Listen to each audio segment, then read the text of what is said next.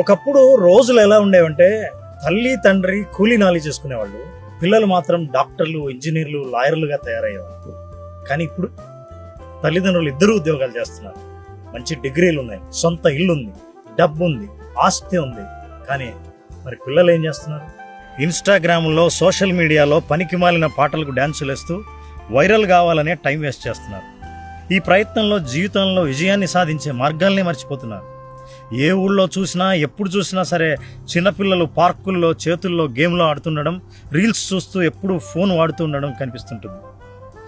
ఒక్కసారి చైనా దేశంలో చూస్తే 18 ఏళ్లలోపు పిల్లలు సోషల్ మీడియా వాడటం బంద్ చేశారు. ఆ వయసులో శారీరక వ్యాయామం, కోడింగ్, ఆర్టిఫిషియల్ ఇంటెలిజెన్స్ వంటివి నేర్చుకుంటున్నారు. అక్కడి తల్లిదండ్రులు మొబైల్ ఫోన్ పిల్లల్ని దూరంగా ఉంచి మంచి ఆటలను ఆడిస్తున్నారు.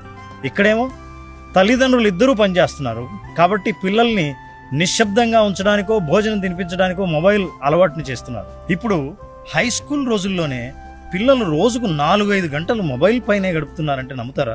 ఇంకా చాలామంది పూర్తిగా శారీరక శ్రమకు దూరమై చిన్న వయసులోనే కంటెంట్ క్రియేటర్ వేటలో బిజీగా ఉన్నారు.